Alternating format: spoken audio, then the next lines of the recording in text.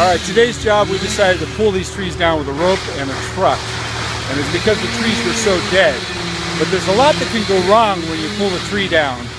And sometimes if you're not careful, you can actually cause more of a problem. So come check out and I'll show you what we did, and I'll tell you a little bit about the thought process.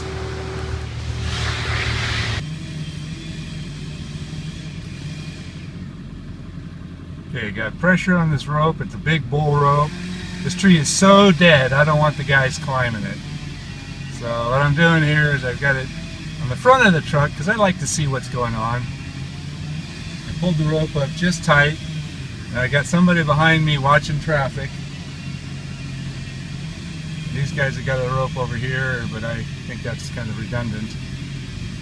So he's cutting a great big wedge on here, and the idea is once he starts cutting on the back, he's going to give me the high sign. I'll put a little bit of pressure on it. He's saying pull a little bit.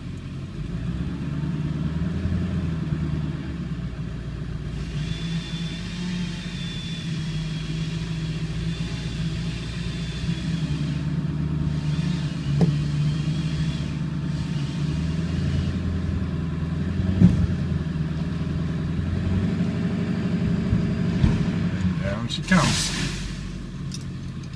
just like that.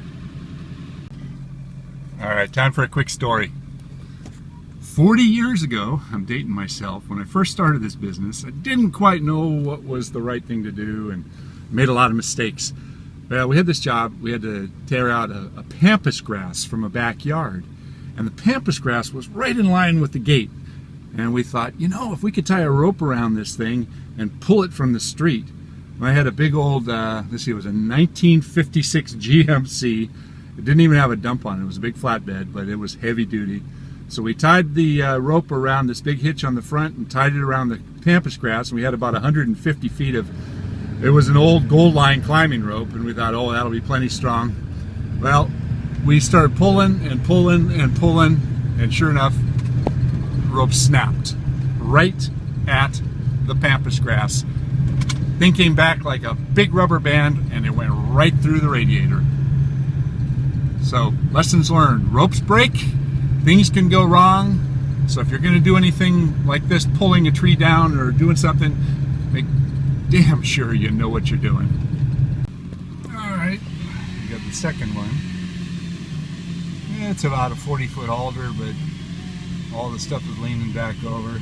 Thing is, these trees are totally dead, and they're so hazardous to climb. There was a guy that was killed a few years ago when he climbed a dead alder tree because he didn't realize that there's a fungus that causes these cracks to develop through the system all the way across, and the whole tree cracked at the base. When he was up on the top of it, he went down, he died. So I'd much rather pull these things down than risk somebody getting up in the tree. It's always important to have a bull rope that's strong enough, or a chain or a cable, because you can get into trouble when you're pulling something with too much power. If I start pulling too soon and the rope breaks, well, it's probably going to tear up my radiator, if not kill somebody. But all right, he's got the wedge most of the way through. He'll give me the high sign and put some pressure on it. I've got quite a bit of pressure on it right now.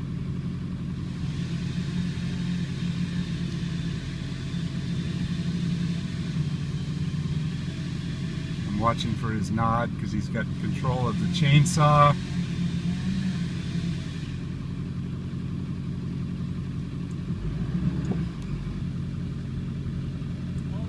He says go.